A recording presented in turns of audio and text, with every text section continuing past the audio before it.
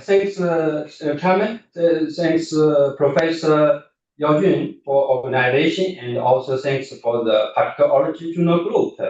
It is my great pleasure to present my work today. The work today here.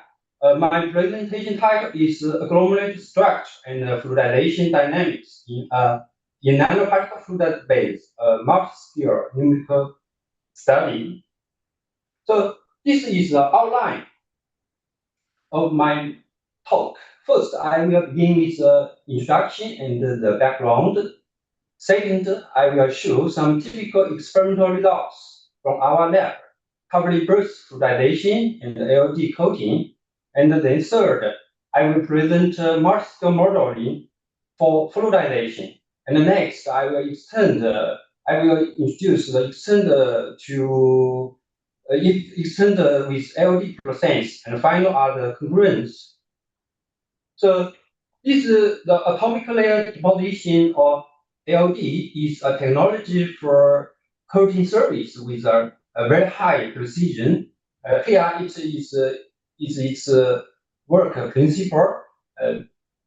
DRLD process we expose the surface with precursor A, and then coat it by inert gas, and then followed by precursor B and purge gas again. So each cycle can deposit exactly one monolayer. So it is called one by one self-limiting surface reactions. This is very ideal for the coating surface like this with high aspect ratio structure like this. So now it becomes a very important technology in the semiconductor manufacturing industry. Recently, the LD technology was increasingly used for coating micro or nanoparticles like this. Studies show that coating particles with a few nanometers with thick can sometimes improve the particle's performance greatly. Like the catalytic activity or stability, or sometimes optical properties. And using fluidized reactors for coating nanoparticles is very efficient, because in fluidized reactors, the particles are fluid and mixing well by the gas flow.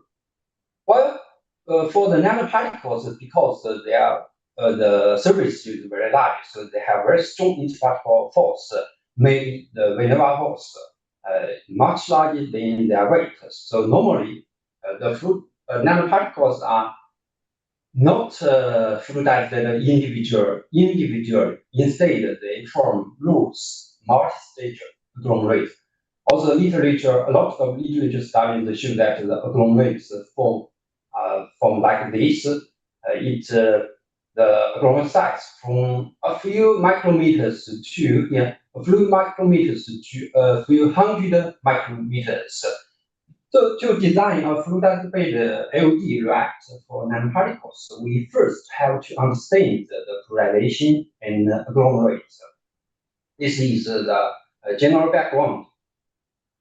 And so we first built a lab-scale experimental system of fluidized of nanoparticles with visual observation and pressure monitors, also sampling pods. With such a setup, we tested the different or common nanoparticles like the silicon, aluminum, and titanium. Generally, different fluidization patterns can be observed for different particles. Here, for the silica, here the red line indicated the initial height of the beta materials. So we can see that for the silica particles, the beta was expanded very uniformly, while for the titanium particles, the fluidized beta shows segregation. A lot of big agglomerates can be observed at the bottom. So this will not be good for a reactor. Most particles need assistant methods to improve their fluidization, such as here using vibration or stir or some other methods. And one of the most important properties is agglomerate size. Here I give example for the silicon nanoparticles. At the beta bottom, we can see that the agglomerates size relatively large, from a few hundred micrometers to about a few hundred micrometers. When we move up to the beta surface or above the beta surface, the agglomerates become much smaller, just a few tens micrometers. And after the beta outlet, the elucidated finds their size is smaller further, a few micrometers. We also measured the agglomeration elucidation rate and size at the outlet. Here we can see this finger. The y-axis is the elucidation fraction, and the time, and the x-axis is the time. We can see that the elucidation increases strongly as we increase in the gas velocity. Therefore, for nanoparticle, this is harmful because a lot of beta materials is lost. So we have to fluidize the nanoparticles at a low gas velocity as possible. Here this one we made the fluidized beta. We made the particles fluidized well at a low velocity as here 0.75 centimeters per second with a mild vibration, and we can observe the elucidation keep 5%, less than 5% in several hours. And we also measured the size of the elucidated agglomerates. We find that the elucidation agglomerates here, the different color means different times. We can see that the elucidated agglomerate size is stable, and the minimum agglomerate size just a few micrometers. This can be regarded as the minimal stable size of the agglomerates. That is below this value, the agglomerates can hardly be broken further. And next, we can look inside of the fluidized bed to observe, to get its structure and other information. The fluidized bed agglomerate looks like a sphere and large, but when we look inside, you can see they built up by smaller agglomerates, and the smaller agglomerates are built up by fractal-like structures again. And we measure the agglomerates density by the method of the terminal velocity from free-fall imagery. And free-fall imagery, and read that the agglomerate density is from 16 to 300 kilograms per cubic meters, at least giving the solid fraction just 3 to 15%. That is the agglomerate is very loose. This is very beneficial for the LD coating because the precursor has to be diffusion into the agglomerate and react with the particles inside the agglomerate. So the agglomerate size and structure directly influence both the fluidization and the coating uniformity. We can see it later. And next, we also do LD testing, on the fluidized bed by the fluidized bed LD reactor.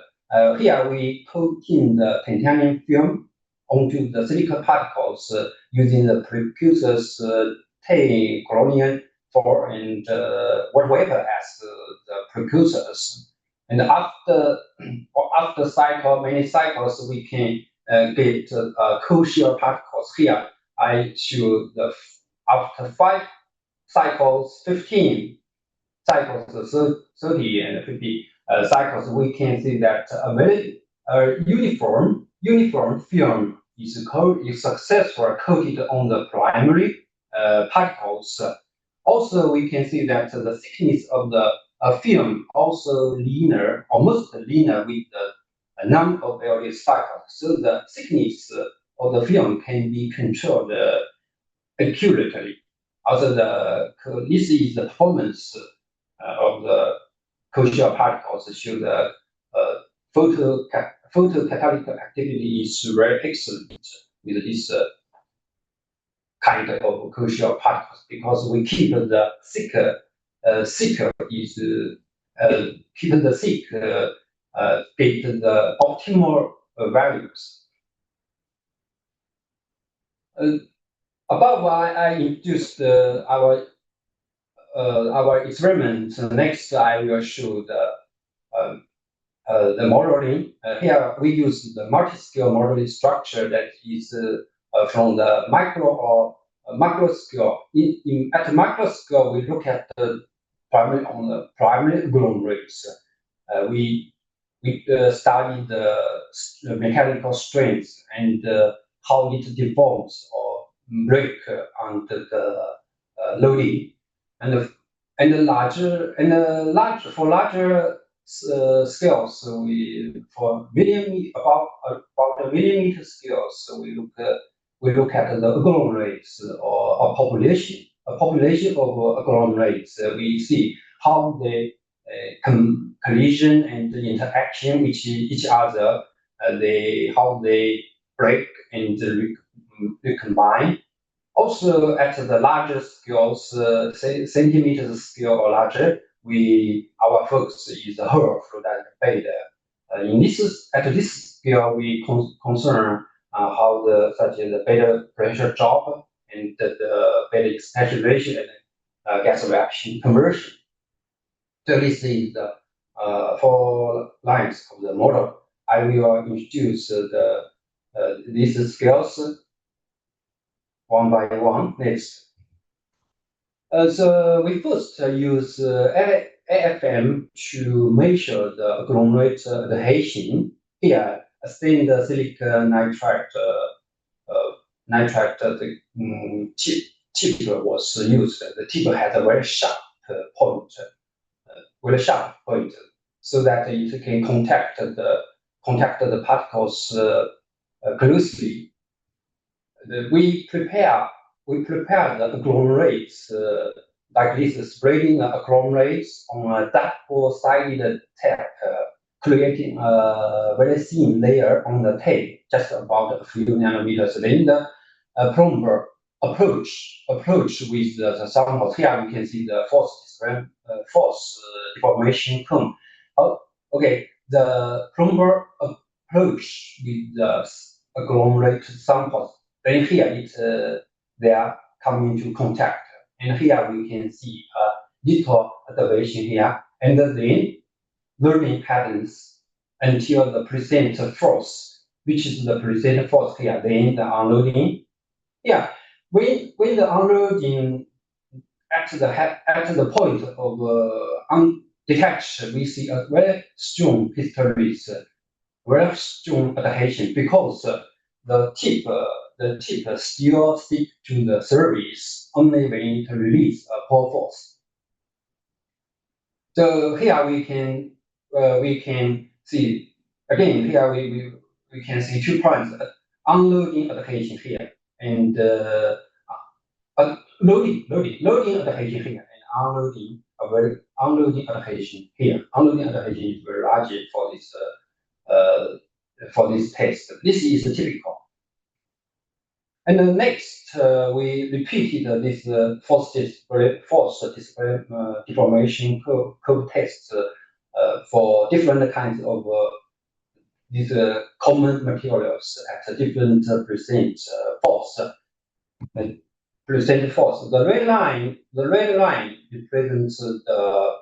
represents the adhesion measured at the unloading, while the black line represents adhesion during the loading. Generally, obviously, the unloading adhesion is very largely loaded, so it is a strong crystallis behavior. Also, we can compare the difference between different materials, so that is the alumina and the titanium adhesion is larger than silica, and for the silica and the titanium particles, the unloading adhesion is the unloading adhesion force is just around a few nanometers, while the loading adhesion is much smaller, below 1 nanometer new.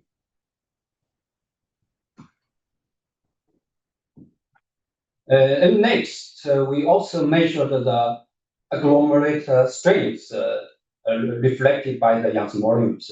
When we tested the Young's modulus, we use a larger tip. It is a sphere tip with a larger tip. This value 3.5 micrometers sphere tip. This is very important for measuring Young's modulus because only use the larger tip, you can get a more representative bond of the agglomerates. Again, this is the force displacement curve, and it shows non-linear behaviors. Still, the loading and unloading stiffness of the loading and unloading are different. It reflects it has a plasticity. And we calculated the Young's modulus for different materials and get the conclusions, get the findings that is Young's modulus. For the Young's modulus, it reads the titanium is larger than alumina, larger than silica, because the titanium the surface energy is larger. Surface energy is large. Also, this values increase with the percent force. But I have to point out that the Young's modulus of the agglomerate is much smaller than the solid materials. You can see this is the M part and the K part, but for the solid material, it is P part of the Young's modulus. With this experiment, with experimental values, here we built a model to describe the strength of the agglomerate. So we use a model called the finite discrete element model, and that is use the sphere to represent agglomerate. But the sphere is discretized to cut into a lot of cut into volume elements. And also we insert the cohesive interface elements along the boundary or along the surface of the volume elements. Initially, the cohesive interface element is zero thickness. So the volume elements follow the linear elastic plastic law, while the cohesive interface elements follows the track separation law. Using this FDM model, we can relate the microstructure properties with the macroscopic strength and fractional energy. Here we do the wall impact tests. Wall impact tests, we drop the agglomerates at different heights to get different impact velocity. But the values change values of the impact velocity range is limited. Yeah, for the silica part agglomerates, we can see that at the impact velocity of around 1 millimeter, so we can see that when the agglomerate hit with the wall, it deforms. Left is simulation, right is the experiment. When we increase the impact velocity to 2 millimeters, and the deformation is larger. And this trend can be reflected by the simulation, by the FDM model. And then we compare to the silica agglomerate, nanoparticle agglomerates, when at the same velocity, impact velocity, and the deformation is little compared with the silica particles. But still, for the silica nanoparticle, when we increase the impact velocity, the deformation becomes larger, and we can see quite a few small fragments. For this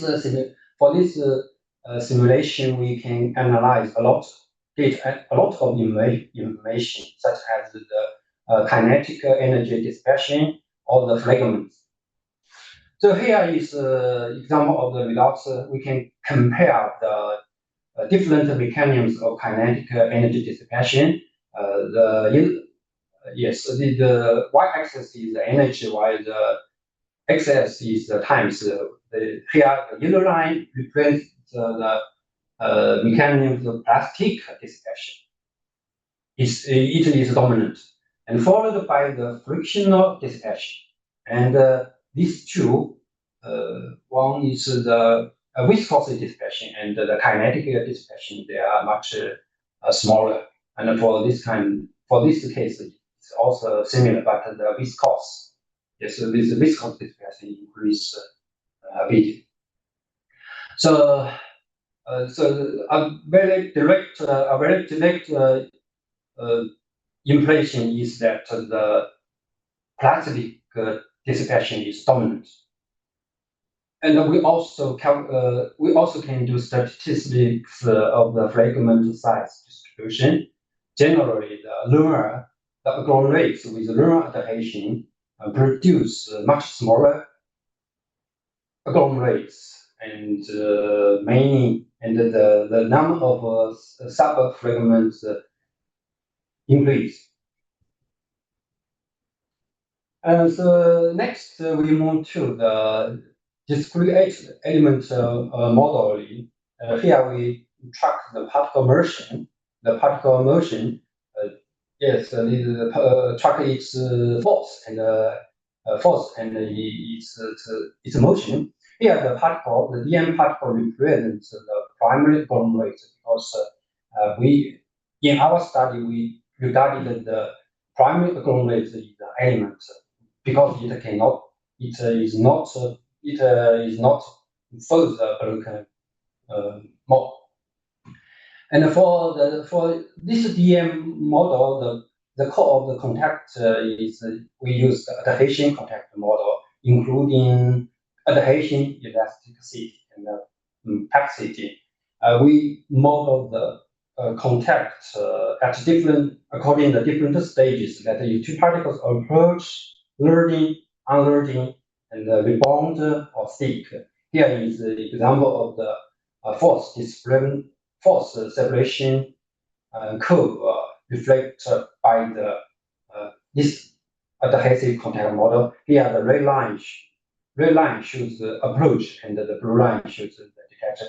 When two particles come into each other, here is a small adhesion here, then loading and unloading. The stiffness between the loading and unloading indicates there is plasticity. And then here, it releases a pore force, and then it breaks.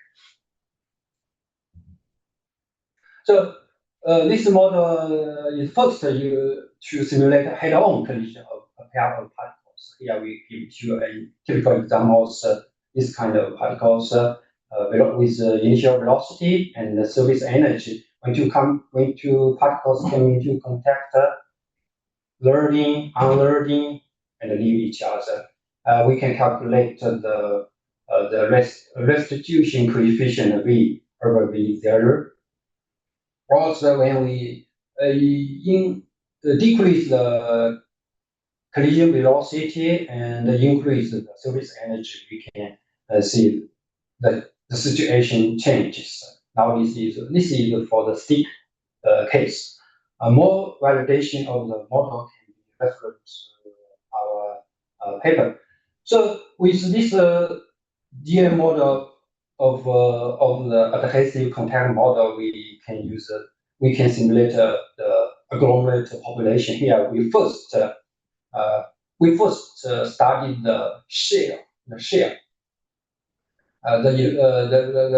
We first studied the shear on the agglomerates. When we put a shear on the agglomerates, we can see that the agglomerate strange, break, and the collision, maybe collision results in agglomeration again, and densification. The right fingers show the results under the shear. And when the study, we can observe many small fragments, and we can calculate we can do statistics with their size and structure or reflect the fractal dimension. So, we do these simulations with different shear rates and different surface energy. Generally, by increasing the shear rate and surface energy, the fractal dimension of the sub fragments increase. It can increase to the fractal dimension. It can increase to 2.6 or even larger. Means the agglomerates are very densely packed. Another interesting phenomenon observed is for the law of the shear. We can see that the shear has two laws. One is when we increase shear, the drag increase. The drag increase is promotes the breakage of ribs and decreasing the agglomerated size. While when we shear, they also promote the collision. If the collision is promoted for very high adhesion particles, they can stick together. So a very interesting phenomenon observed by the simulation is that the minimum stable size of agglomerates increase, and when the both of the shear and surface energy are strong. Next, we focus on the breakage or stable of agglomerates during fluidization to help the observation. We highlight one agglomerate at a given time using a different color, and then we can see how it breaks. And yes, we can help to break. We can plot the agglomerate size, average agglomerate size with time intervals. We can see that there is 3 stages. First stage 1, the agglomerate size decreased very sharply, and then gradually, and then almost stable. In the during the first stage, the agglomerate, the big agglomerate break in 2 or 3 fragments, and at the stage 2, a few small clusters detach from the fragments gradually, or in stage 3, the agglomerates are almost stable. It is very compact. And here I present compare 2 examples here. We can see clearly from the left figures, we highlight one agglomerate here, and then we follow the agglomerate. We can see the agglomerate back chain break to just a few sub fragments. While we increase the gas velocity and decrease the bond number, the bond number reflects the non-dimensional cohesive force. In the right fingers, when we decreasing the cohesive force while increasing the gas velocity, we can see the agglomerates break to many sub. It is very obvious that the agglomerates break into many small fragments. It is not strong. And first, we use this method for track the agglomerate diameter with time. We can get we can do statistics on the agglomerate such as the agglomerate diameter, origination number, packing density, and fractal dimension. Here is the numbers values. We can read from these figures that main size of the agglomerates here is about 150 micrometers, and the here is for the coordination number, 3.8 about, and the packing density of the solid, 0.5, and the flux dimension to about 2 or 2.1. These values are close to the experimental values. This information is very important for when we analyze the ALD reaction or build model or develop modeling for the debate. We can see it later. So now is for the fluidized bed model. For whole fluidized bed model, we developed two fluid model coupled with population balance model. In this model, the agglomerate size distribution, the agglomerate size are divided into different size classes, and each class, the number density is described by the population balance equation, like this. It is the same equation, the number density, and including the transport and the breakage agglomeration force, and about the agglomeration and breakage Keynote functions. We use the equations like this. Here we use the Keynote functions function related with the critical velocity, that is the agglomeration critical velocity. At which velocity? At the velocity the agglomeration happens, and another is the breakage critical velocity. This idea is described very well by the Professor Henry publication. More details can be referred to the paper. And now with this model, we can predict a number of important phenomena, such as the bed pressure drop. Here we can see during experiment, the bed pressure drop after fluidization point, the pressure drop is around 100 bar. And also this is predicted by the simulation, the TFM PBM simulation. And also the bed expansion ratio at different gas velocities increase by the bed expansion ratio increased by increasing gas velocity is also reflected by this model. Also for the bed collapse curve.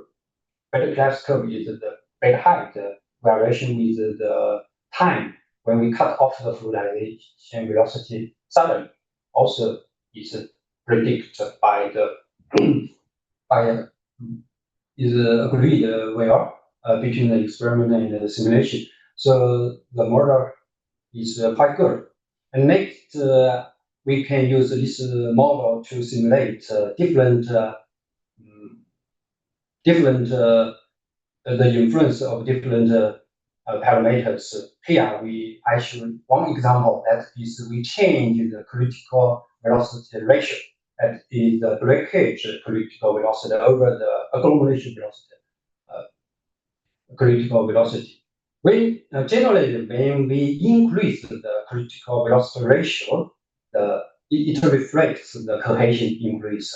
So when we increase this number, the cohesion increase, and then we observe a very obvious reduce of the bed expansion.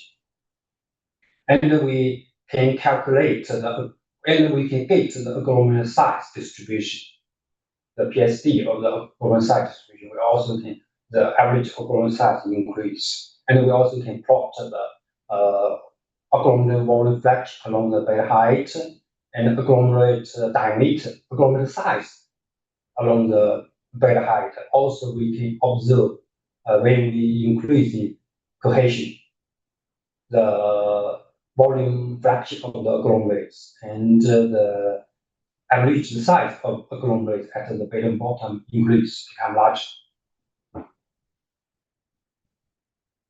So the above is for the also for the fluidization model. Now we consider the ALD reaction on the reaction with the fluidized bed. First, we consider some simplified situations. We simulate the ALD on primary agglomerate. For primary agglomerate, the agglomerate cannot be break it again. And also on complex agglomerates. And a population agglomerate, I also call it agglomerate system. So in this model, when we couple with the LD, we have to solve another equation, including precursor mass transfer and surface reaction.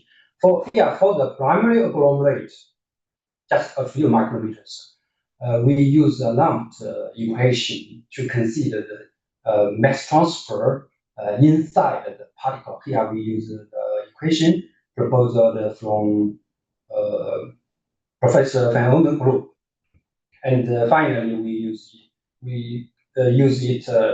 modifying the zero dimensional analytic model for the reaction rates. But for the complex agglomerate and the agglomerate system, we use CFD calculate how the flow, how the gas flow and diffusion. We use the CFD to calculate the gas and species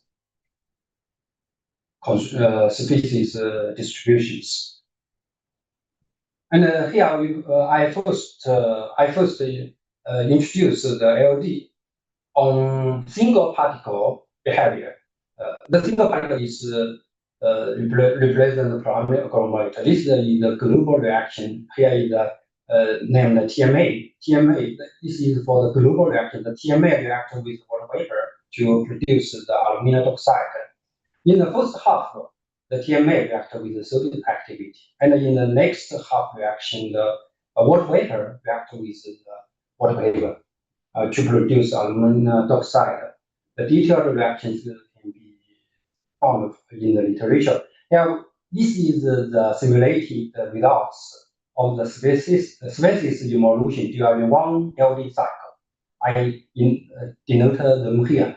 Precursor A, inert gas, precursor B, and inert gas. So we can see that during the first half reaction, the precursor A, TMA, react with the surface activity sites to produce the surface product of DMA and MMA, and then purge.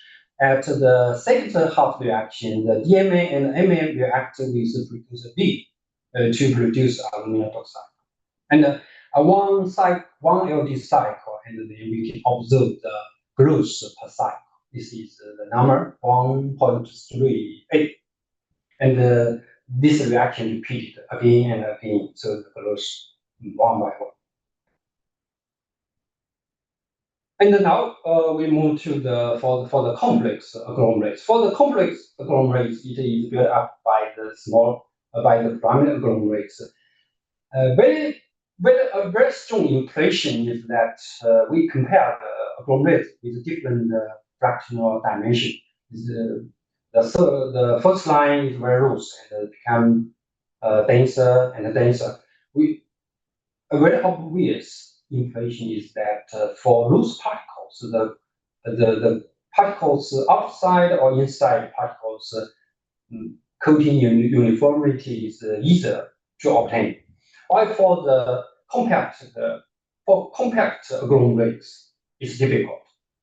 For compact particles, when you want to get a uniform coating, the time is very, very long. So you have to waste a lot of precursors. With this method, we simulate the influence of the different structures of agglomerates. Here we change the agglomerate fractal dimension, also agglomerate size. Here the x-axis represents the represent the agglomerate's number, the number of particles in the agglomerate, so it reflects the size. We can see very clear that as the agglomerate size increase, the saturation time increase for TMA explosion, for Weber explosion, but the GPC growth decrease.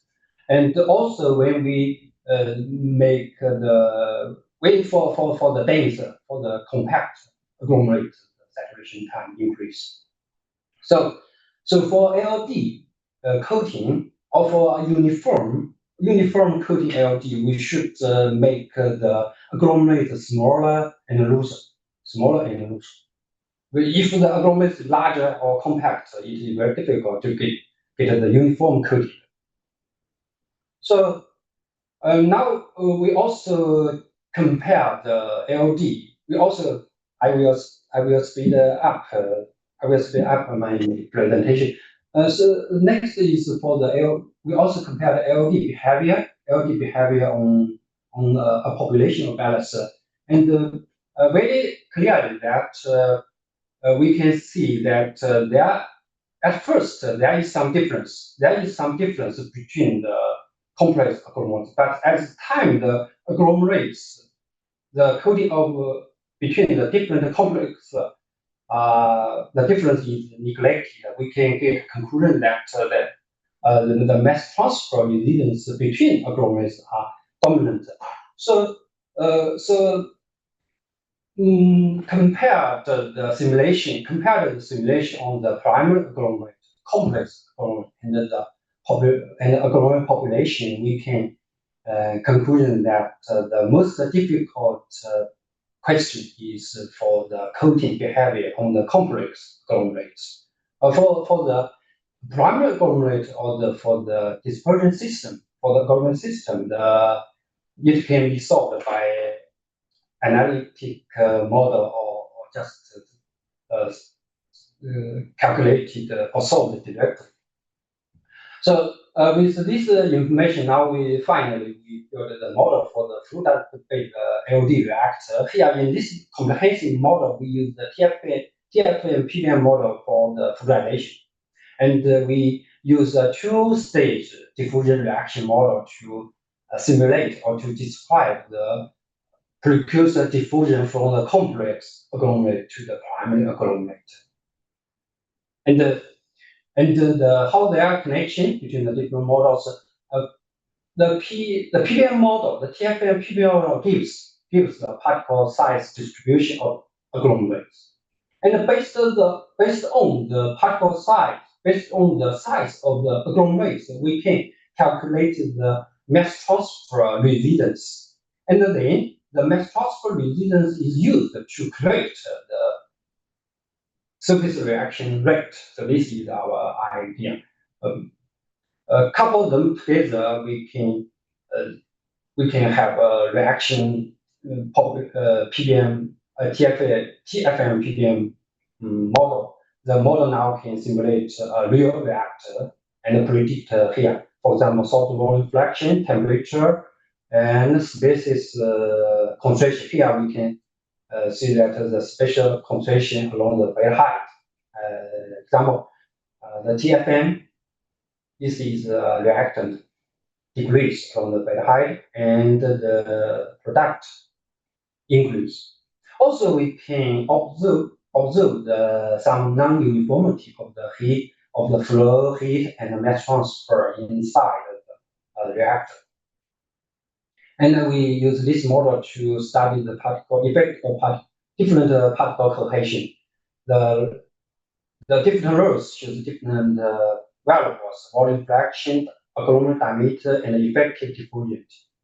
So the left fingers are for learn cohesion, and the right for the high location.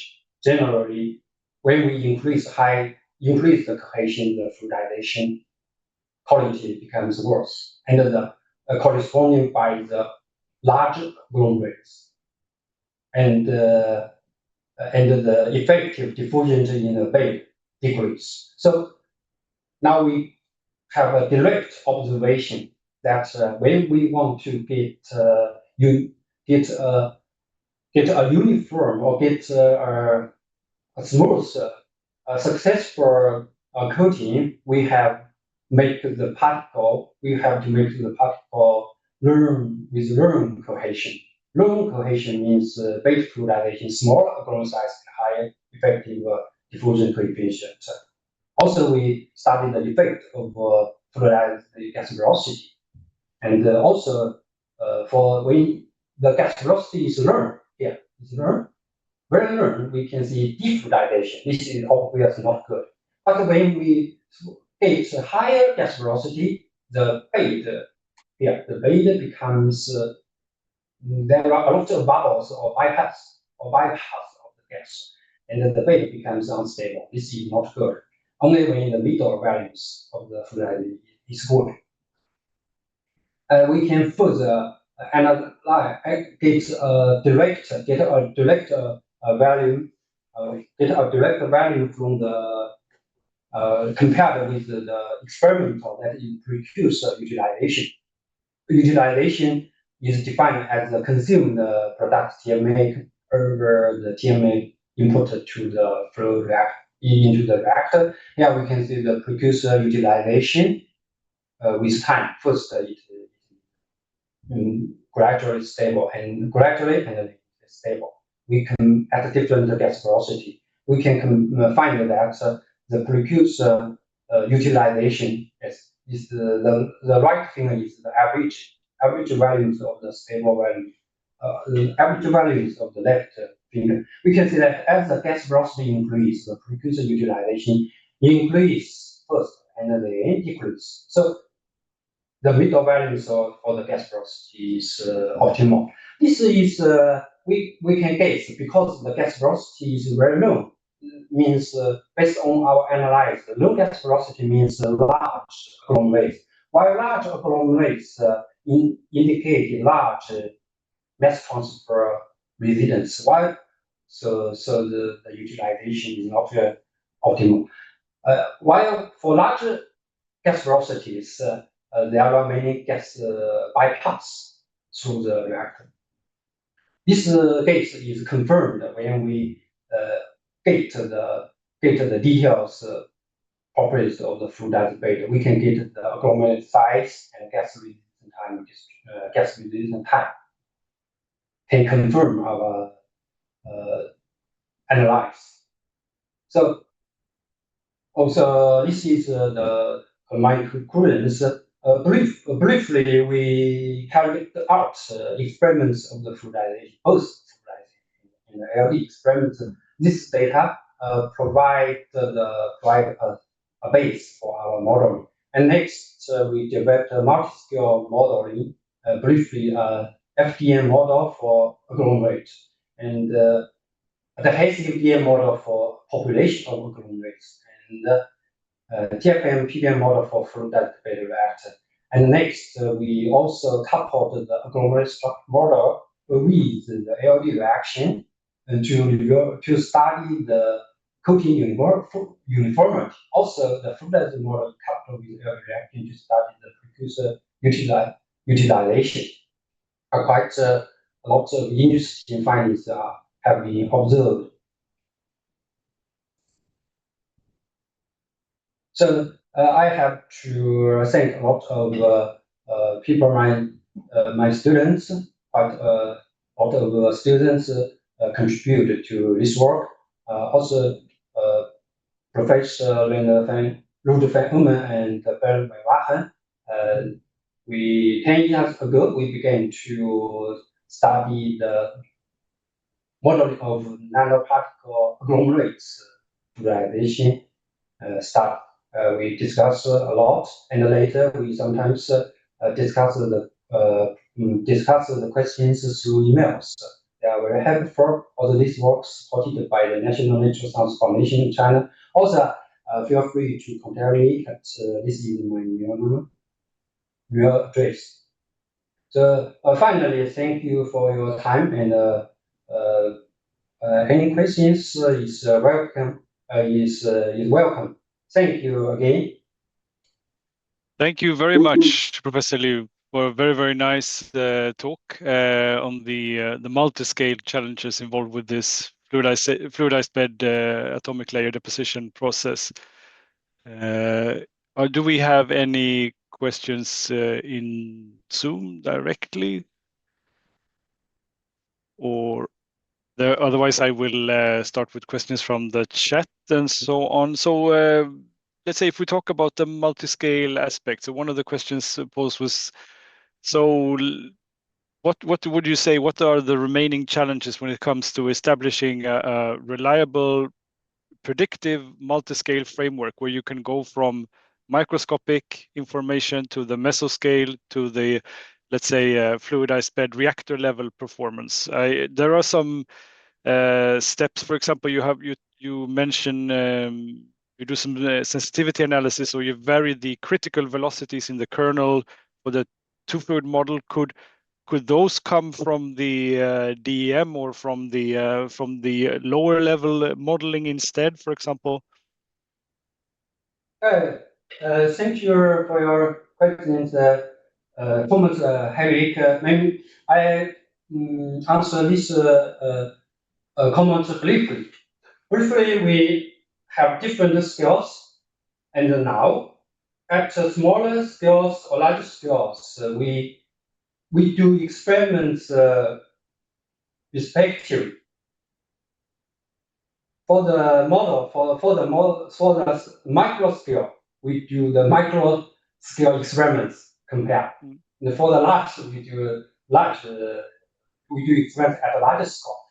But in principle, the information can go through the micro to macro models. The information for us is the trend, not numbers. When we do very small micro models, we get like adhesion, or the behavior of the force displacement curve. Then in the DM model, which we choose the parameters and make the DM model, contact model, its behavior like the micro scale study, and then for the and the break and the formation and the break of the small agglomerates, this behavior, we take agglomerate size or the minimum stable agglomerates. Then this value is very valuable when we do PBM model, because when we do PBM model, we have to present the agglomerate size from the smallest to large. Because in do PBM model, you have to define the size range first. So this number from the agglomerate DM simulation, like I see. But very strict information from micro to macro is very difficult. And I think an associated challenge is so. Of course, then let's say at the reactor scale, we can observe the expansion, the bed height after expanding, and the bed collapse, and then the pressure drop, and those are, let's say, the macroscopic observables. Are they unique? Let's say, so the model, you have a description of the agglomerate size distribution.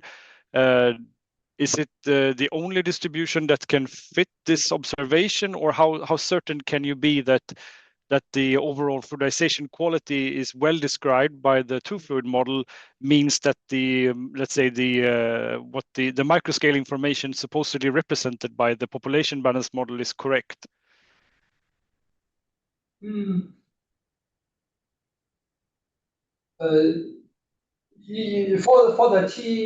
For the TFM PBM model, the agglomerate size is calculated online. but their range, but its range is determined. Yeah. So let's say, but if you were to change the breakage and agglomeration kernels in your population balance model, you would maybe get a different size distribution. Yes, we get the different size distribution. Yeah. But the range from the minimum to maximum of the agglomerate size is defined, is fixed. Yeah. Very good. So I was thinking about when you showed the CFD for this, let's say you call it agglomerate resolved atomic layer deposition with the mass transfer. So could you say something about, so do you resolve the concentration in the gas phase surrounding the particles, and is there a concentration field inside the agglomerate? How does it work? Yes, yes. In the agglomerate, I use the reactive DM model. Reactive DM model. That is the CFD grid size. CFD grid size larger than the primary agglomerates. Larger than the primary agglomerate, but smaller than the complex agglomerates. So for complex agglomerates, the gas flow or surface concentration is solved. But for the primary agglomerates, it is not solved. It's just use analytical model. Details is in our paper. Thank you for your comment. And what about this? Could you say something about the time scale? So you have the time scales for the, let's say, agglomeration and the breakage. That is a dynamic restructuring of, let's say, the agglomerate. Is that slow in comparison to the mass transfer, or is it? Are they occurring on the same time scales? I guess that would be a complicating factor. Yeah, we compared the time scales. We compare the time scales. One is the diffusion in the primary agglomerate, and in the diffusion in the complex agglomerate, and among agglomerates. Mostly the time scale for the diffusion in the complex agglomerates is larger than the primary agglomerate and or the among agglomerates. It can be reflected by a non-dimensional number that we call Sealer model. We calculated it in our publication, in our paper. So I think there's a it's so it's very good, because I think it's easy to see that this is a very complicated problem. There is let's say a final question maybe from the chat about the hydrodynamic drag. So you showed, I think, in the DEM simulations of the fluidization of agglomerates that broke up and so on. So how is the interaction calculated for the drag on an individual sphere in those agglomerates? I believe this is the question. Briefly, we calculate because we track each particle. The tracker is calculated based on the difference between the gas velocity and the single particle. But when the particle in the agglomerate, then we choose a reduction. Yeah. About 0.2. It depends on the agglomerate size. Okay, so it's a agglomerate-specific reduction of the drag. Reduction. We consider it, but you in a simple way. Yeah. Okay, then I think we are actually 5 minutes past the ending time. We have had two wonderful presentations, very good discussions, many questions. I think this has been a very nice keynote meeting. I hope that you feel the same. I would like all of us to thank our speakers once again for excellent presentations. And I hope to see you all in future IMFTF keynote meetings. Thank you very much for today. Thank you. Thank you. Thank you. very Bye-bye. much. Thank you. Bye-bye. See you. Bye. See you. See you. Bye.